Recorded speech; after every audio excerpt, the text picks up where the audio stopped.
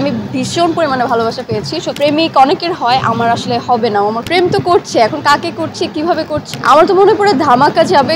খুবই ভালো লাগছে সবাই একত্রিত হচ্ছে, যে যার স্থান থেকে আছে, আর্টিস্ট বলেন, ডিরেক্টররা বলেন, মানে সবাই একটা মিলন মেলা। খুবই ভালো লাগছে আর এটা ফার্স্ট টাইম হচ্ছে, তো আই এম ভেরি এক্সাইটেড। আর এটা অনেকদিন পর আসলে আমার পারফর্ম করা, সব কিছু মিলে খুব ভালো লাগছে।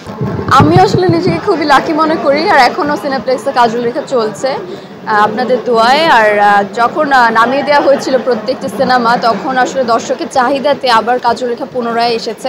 তো এটাই আসলে আমার অনেক বড় পাওয়া, যে আমার প্রথম সিনেমা দর্শকরা আগ্রহ সহকারে এখনও দেখছে, ভালোবাসছে। আর আমি ভীষণ পরিমাণে আসলে দর্শকের ভালোবাসা পাচ্ছে এখনও অবধি, তো আমার জন্য এটা অনেক বড় পাওয়া। এই দুটো ঈদ তো আমার ভাগ্যের সাথে আসলে মানে খুব লাকি ফিল করছি আমি। এখন প্রতিটা ঈদ তো আমি অ্যাকচুয়ালি বলতে পারবো না, কিন্তু শুরুটা আমার খুব ভালো হয়েছে আসলে। রোজার ঈদে কাজলরেখা, তারপরে কোরবানি ঈদে নীলচক্র নিয়ে আসছি। তো নীলচক্র দিয়ে আশা করি এটাও মানুষজন খুবই পছন্দ করবে। খুবই ভালো ছিল আসলে, ভালো লেগেছে কাজ করতে। সে তো খুবই ভালো একজন অ্যাক্টর, আর তার পাশাপাশি তার সাথে কাজ হচ্ছে, এখন তার সাথে খুব ভালো বন্ধুত্ব আমার। তো সব কিছু মিলিয়ে সে কাজ আসলে খুব ভালো করে, এটা তো দর্শকও জানে, এটা তো বলার। আমি আসলে ভীষণ পরিমাণে এক্সাইটেড, কারণ কাজলরেখা দর্শক অনেক পছন্দ করেছে, আমি ভীষণ পরিমাণে ভালোবাসা পেয়েছি সত্যি কথা বলতে। আর নীলচক্র একদম এই জেনারেশনের গল্প, আপনার সোশ্যাল মিডিয়া কেন্দ্রিক। আমার মনে হয় যে কোনো বয়সের মানুষের এই গল্পটি খুবই ভালো লাগবে।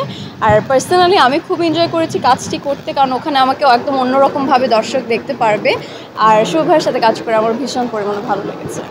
আমি তো আসলে প্রথম থেকেই জানতাম, তো আমার কাছে খুবই ভালো লেগেছে, কারণ আমি একদম অনেক বছর ধরে আমার বালাম ভাইয়ের গান শুনছি। তো তাকে যে অভিনয়ে আসবে বা আমার ফিল্মেই একসাথে আমরা কাজ করবো, এটা তো কখন আমি আসলে কল্পনা করিনি। তো আমার কাছে ভীষণ পরিমাণে ভালো লাগছে।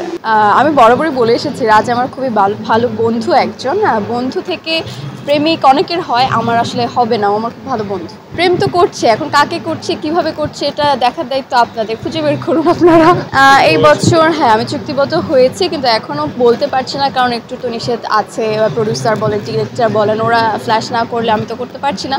আমার তো মনে পড়ে ধামাকা যাবে, কারণ শাকিব খানের যে টিজারটা বের হয়েছে, আমি তো দেখে আমার কাছে মনে হয়েছে যে বাংলাদেশ মানে রাফি ভাই বা যে প্রডিউসার সবাই টিম মিলে ওরা যে সাহসটা করেছে, এটি আসলে আমাদের জন্য অনেক। মানে বাংলাদেশে এত কম বাজেটে এরকম সিনেমা বানানো, আমি যখন টিজারটা দেখেছি, আমি রাফি ভাইকে বলেছি, আমি লিটারেলি টেনে 5বার দেখেছি, শেষ হয়েছে আবারও দেখেছি, শেষ হয়েছে আবারও দেখেছি।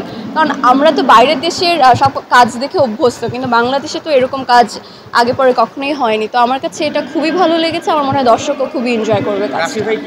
রাফি ভাই আসলে অ্যাপ্রিসিয়েট করেছে। রাফি ভাই একটু অবাক হয়েছে, কারণ আমারও ফিল্ম আসছে, আমি তার টিজার শেয়ার দিয়ে শুভকামনা জানিয়েছি। তো এটাতে উনি একটু অবাক হয়েছে যে তোমার ফিল্ম আসছে, তুমি আবার এটা দিয়েছো, সে অনেক মানে খুশি হয়েছে।